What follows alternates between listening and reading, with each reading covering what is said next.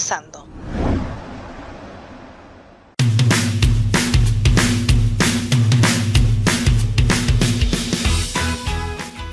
Hola a todos y todas, continuando con esta conversación con constituyentes en el living de la casa. Estamos con Marco Barraza, él es constituyente y fue parte de la Comisión de Ética, tengo entendido, Marco. Sí, fui parte de la Comisión de Ética, de Sistema Político y de Normas Transitorias, así que un agrado poder estar contigo. Muchas gracias.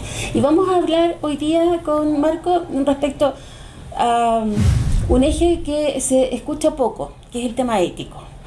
Yo sé que tú participaste en la Comisión de Ética, que fue como la primera que se estableció para definir algunas normas de funcionamiento. ¿Qué pasó ahí? ¿Cómo funcionó? ¿Cuáles fueron los mayores acuerdos y los mayores desacuerdos? Mira, yo diría que la Comisión de Ética tuvo el mérito principal de fijar un estándar ético que también de alguna manera está presente en las normas constitucionales. Y estaba muy presente, yo lo pondría de esa manera, pondría el foco ahí.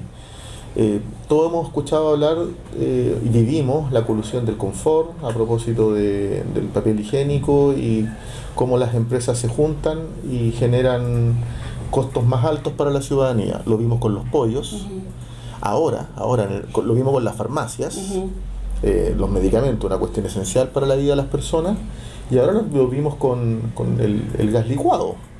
Exacto. Eso es colusión, es que algunas empresas se pongan de acuerdo, eleven los costos, las ganancias, y quien sale perjudicado y perjudicado son las familias. Entonces, la nueva Constitución, en términos, diría yo, económicos, pero éticos, prohíbe la colusión y la sanciona. Y eso creo que tiene un impacto en la calidad de vida de las personas a propósito de los costos de mantención muy importante. La misma Constitución, nuestra Constitución, la que vamos a aprobar, también establece que no podrán ser autoridades públicas quienes, por ejemplo, hayan estado involucrados con sanción penal en cohecho, en soborno, en narcotráfico, por delitos sexuales o por violencia intrafamiliar sancionado penalmente. Oye, ¿y eso no estaba en la Constitución anterior? Ninguna de las cosas que yo señalo, ni lo de la colusión, la prohibición, ni la prohibición tampoco para efectos de autoridades públicas, personas que hayan tenido responsabilidades en ese tipo de cosas, son nuevas. Entonces fija un estándar más elevado. Okay. ¿Y cuáles fueron las mayores dificultades que tuvieron ustedes en este inicio para ponerse de acuerdo en estas normas de funcionamiento básicas de la convención? ¿Qué crees tú? ¿Dónde estuvo el choque para conversar, en el fondo, entre gente diversa? Yo diría que uno de los méritos igual de esta Constitución redactada por mandato popular, porque nos eligieron para eso, es que somos personas de diferentes regiones, diferentes vivencias. Los constituyentes y las constituyentes de regiones les preocupa mucho más cómo fortalecer el territorio, la región, traspaso de competencia, más presupuesto en las regiones. Desde el punto de vista de las personas en discapacidad, hay otras preocupaciones e intereses. Yo diría que poner en común todas las expectativas encierra una dificultad, pero una riqueza a la vez. Sí, claro. Porque la Constitución tiene que interpretarnos un pedacito de la Constitución a todas y a todos. Y voy a poner un ejemplo. En Chile existen 2,5 millones de personas aproximadamente que profesan algún culto evangélico. La Constitución les reconoce a todas las iglesias el mismo trato por parte del Estado. Entonces, es súper importante para los evangélicos. Yo creo que aquí hay un punto que a lo mejor podríamos conversar un poquito más, porque antes eso no era así, ¿no? ¿Qué pasaba con los evangélicos antes? ¿Qué pasaba con la otra? Pese a los avances, la ley de culto, que se promulgó, si no me equivoco, en el gobierno de la presidenta Bachelet, las diferencias de trato por parte del Estado a las diferentes religiones era muy evidente, o es muy evidente. Y el Estado tiene que ser capaz de reconocer el culto, el credo de todas las religiones. Eso queda consagrado en la nueva Constitución, y eso es un pedacito que interpreta a un mundo importante de personas. El igual trato por parte del Estado a todos los cultos y credos. Por ejemplo, algo bien relevante, En la actual constitución, en la que nos rige, no aparecen las ferias libres. Ok. Y las ferias libres le dan trabajo a cerca, yo he escuchado estadísticas de 80.000 personas de manera directa y otras tantas más de manera indirecta. Pero te proveen de un canal de alimentación más sano y más barato. Y hoy día, con los problemas que estamos teniendo, la seguridad alimentaria son fundamentales para nuestro país. ¿Y cómo y la reconoce constitucionalmente. Eso, la Constitución. ¿cómo las reconoce constitucionalmente? A partir del canal de alimentación saludable, sano, tiene que existir una política pública que fortalezca la feria libre, con rango constitucional. Otro ejemplo. En la actual constitución no tenemos un fortalecimiento a los pirquineros o a la pequeña minería. La nueva constitución establece un mandato explícito por parte del Estado a fortalecer con política pública la pequeña, la mediana minería y los pirquineros. Y eso es bien importante porque estamos hablando de economías que no son a grandes escalas, pero que tienen que fortalecerse. Sí, estoy pensando en los pirquineros en Diego de Almagro, Taltal, en el norte, tan desprotegidos. Hoy día todo lo que me estás diciendo es que va a haber una protección mayor, dado que está constitucionalmente consagrado en el fondo. Exacto, en la medida que hemos constitucionalizado ciertos sectores, ciertos derechos, eso obliga a que desde la Constitución a que la política pública no las pase por alto, sino que ponga el interés y la atención ahí. Y como hay un grupo entonces que antes no estaba y que hoy día van a estar. Ahora están. Los pirquineros, los evangélicos, las diversas religiones que no son la mayoritaria en Chile, y eso va generando ciertas diferencias importantes respecto a la constitución anterior. Absolutamente, porque yo quiero insistir en esta idea que me parece que es central. La Constitución tiene que interpretarnos en algo a todos y a todas. Y en ese algo que nos interpreta a todas y a todos va nuestra vivencia.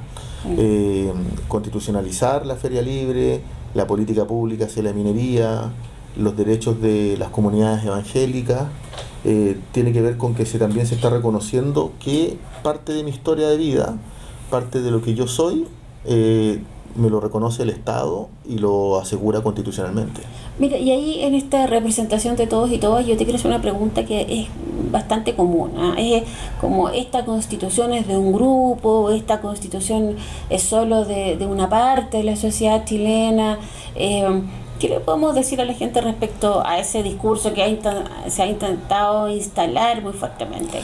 Mira, ¿Qué les dirías tú? Yo diría que, lejos de ser cierto eso, yo creo que es parte de los mitos que han ido instalando para confundir a las personas. Por ejemplo, lo que yo acabo de contar, todo lo anterior, no se conoce públicamente, y hay que hacer esfuerzos por difundirlo. Pero yo diría, por ejemplo, varios datos. Cuando se definió si se cambiaba la Constitución o no, se hizo un plebiscito, lo que se llama el plebiscito de entrada. Y en ese plebiscito el 80% del electorado votó por tener una nueva Constitución. Y además, el mismo 80% votó para que lo hiciera una convención constituyente con gente electa. Luego hubo una elección, el 2021. Sí. Lo que yo conté, el plebiscito fue el 2020, a finales, en octubre, si no me equivoco, y la elección fue en mayo del 2021. Y ahí se eligieron 155 personas a nivel nacional, con, digamos, un número por región. Ahí fuimos electos y electas. Yo soy constituyente por el Distrito 13, que es Pedro Aguirre Cerda, San Ramón, El Bosque, La Cisterna, Lo Espejo, San Miguel. Bueno, todos los constituyentes fuimos electos. Tenemos un mandato. O sea, la gente nos eligió para esto.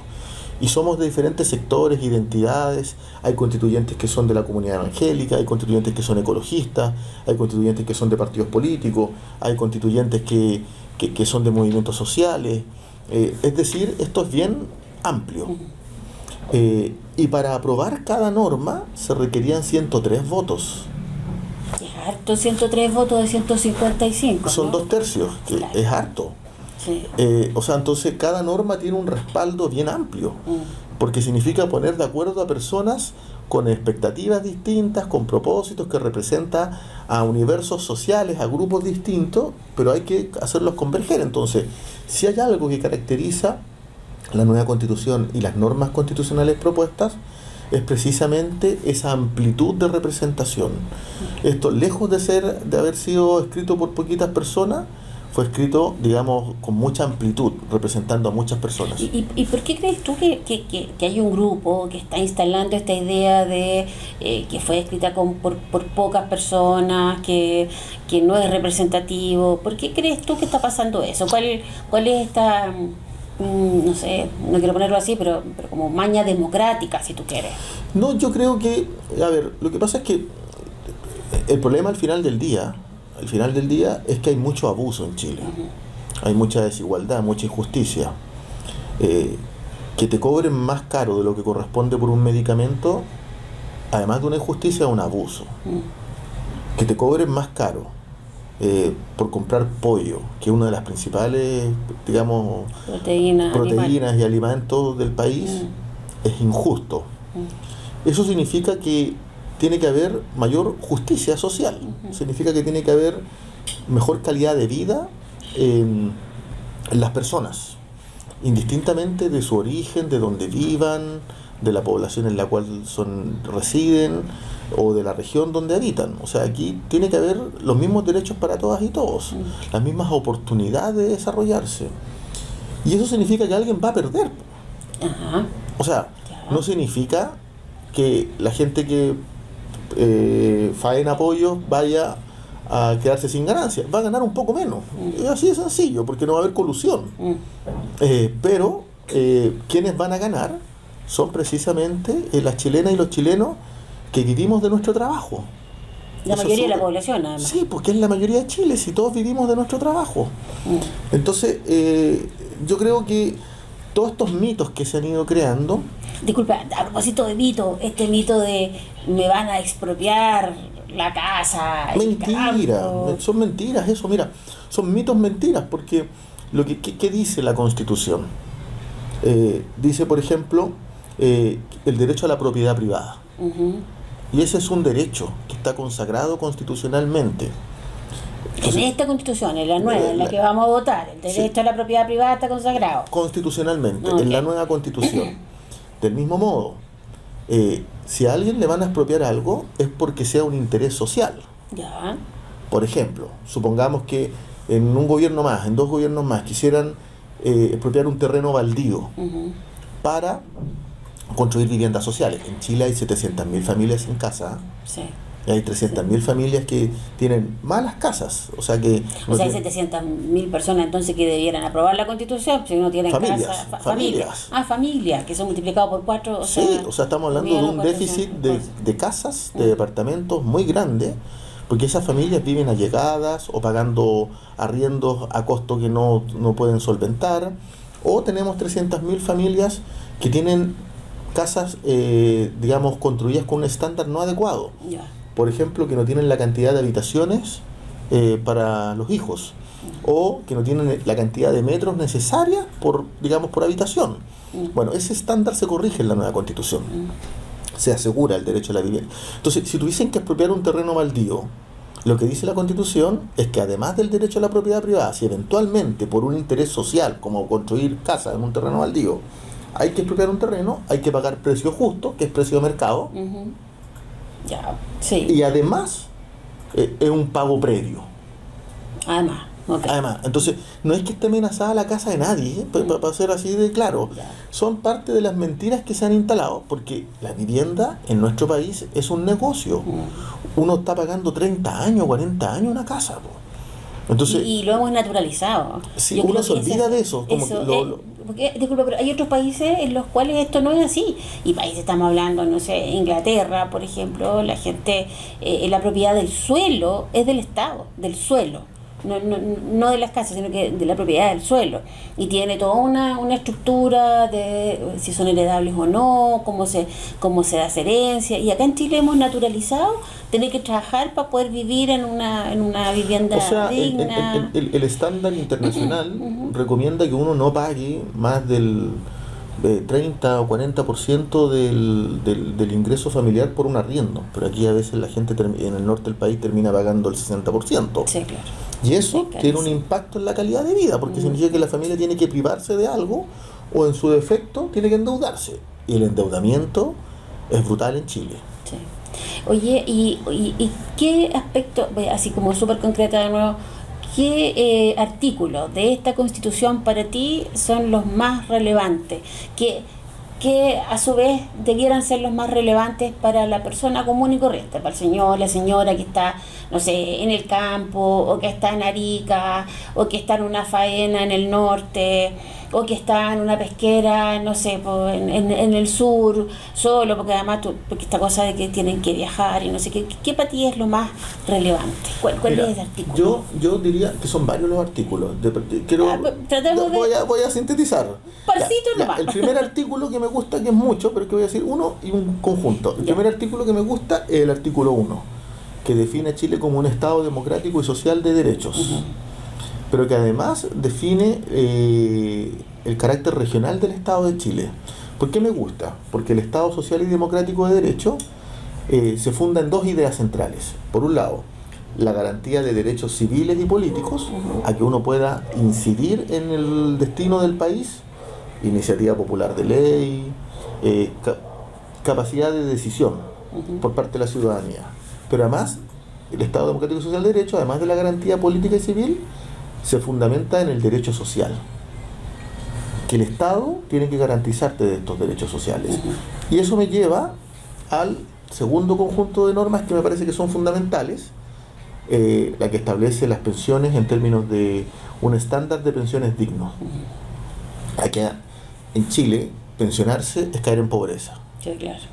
Es tener ingresos de 100, 110 mil pesos. Y en el fondo obliga a las personas mayores a seguir trabajando, no obstante estén pensionados, con todos los impactos negativos que eso tiene en la calidad de vida de una persona. Pensiones. Me gusta la norma de vivienda, porque obliga al Estado a proveer de vivienda digna, de calidad y adecuada.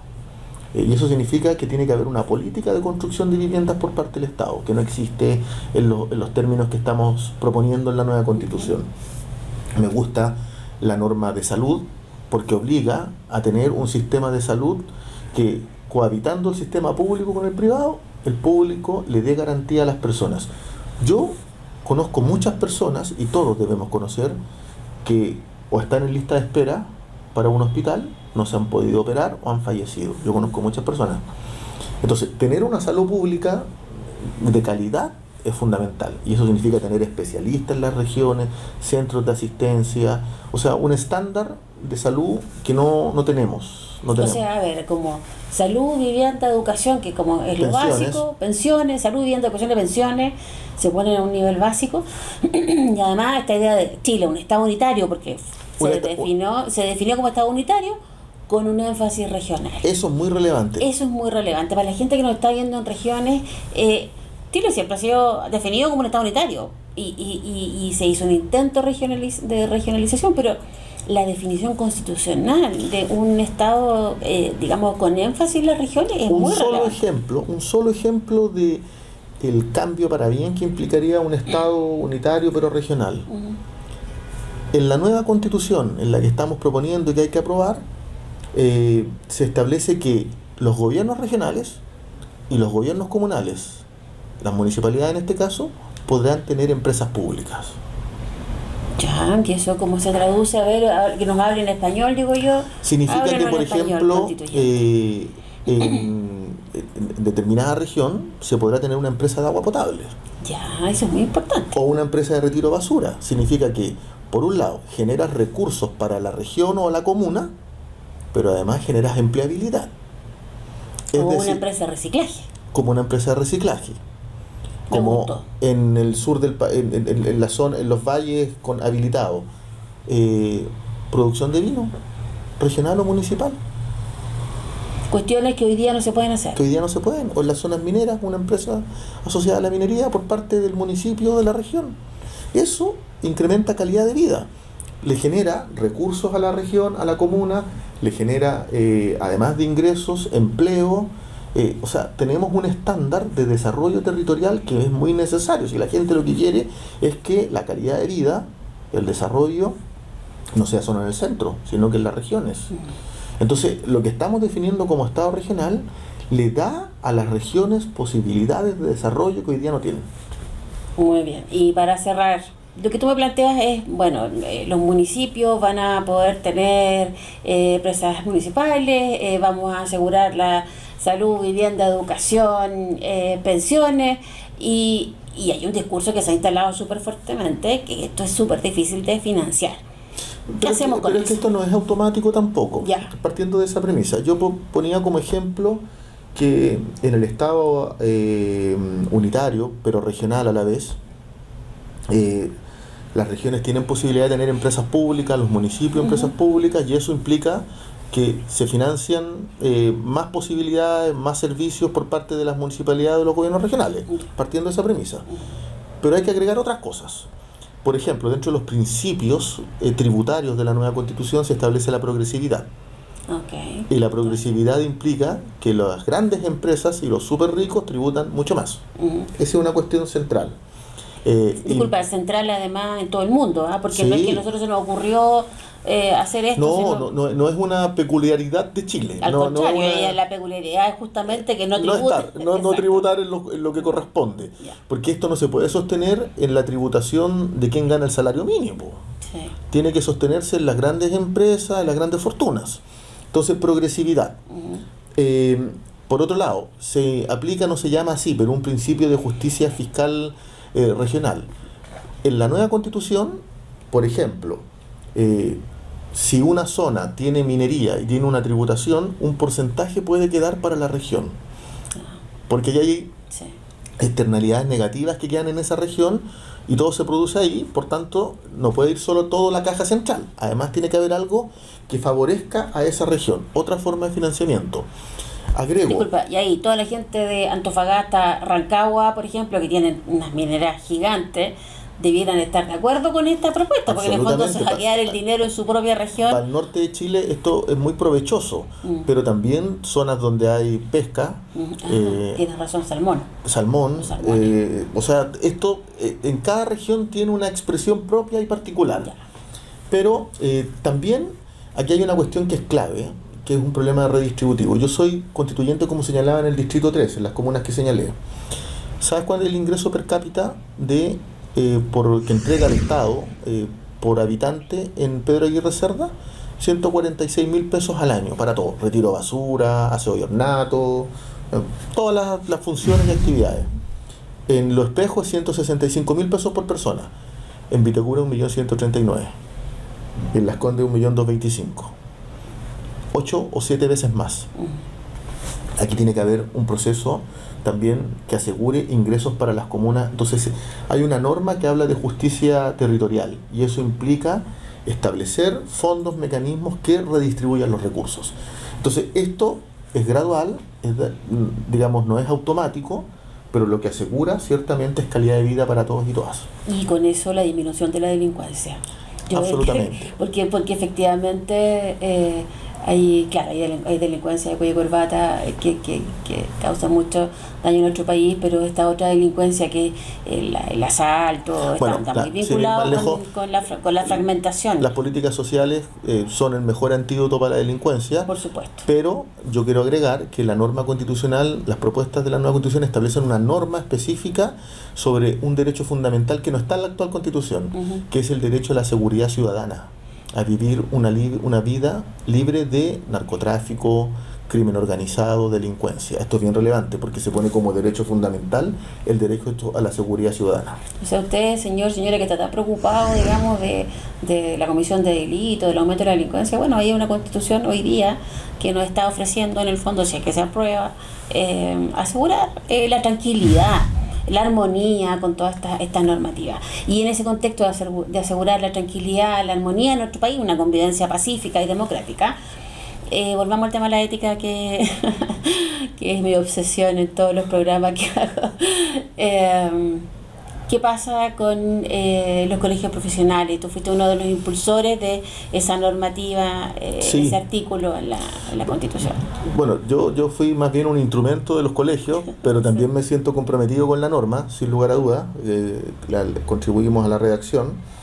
Eh, no se trata solo de tener derechos, Ujú. sino que también que esos derechos, cuando implican el ejercicio de una actividad profesional, se hagan sobre estándares éticos. Ujú. A todos nos ha ocurrido, yo soy psicólogo, pero también existen psicólogos malos, psicólogas malas, que no cumplen con el estándar ético. ¿A quién le reclamo? Claro.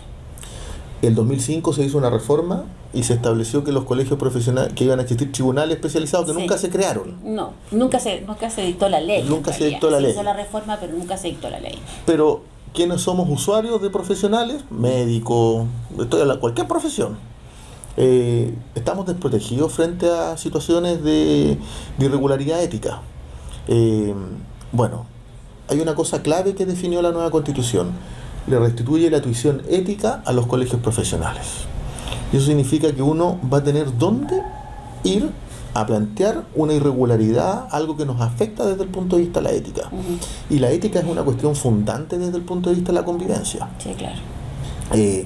Todos en el ejercicio de nuestra actividad laboral, profesional, tenemos que cumplir con un estándar ético. Tenemos que estar sometidos a un estándar que se fundamenta en el bien común.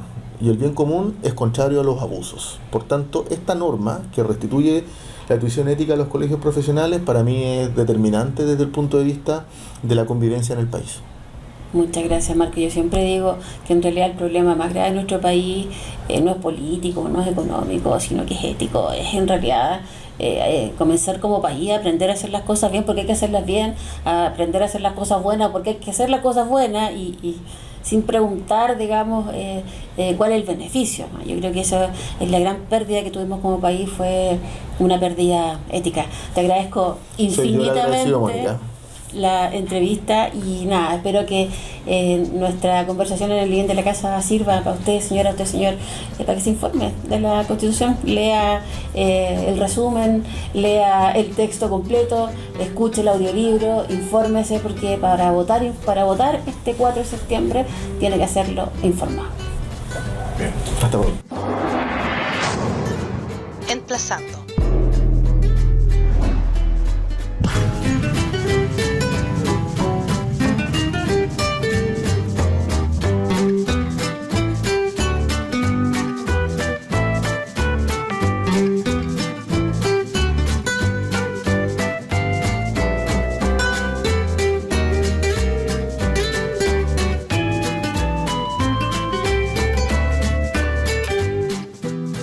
Emplazando.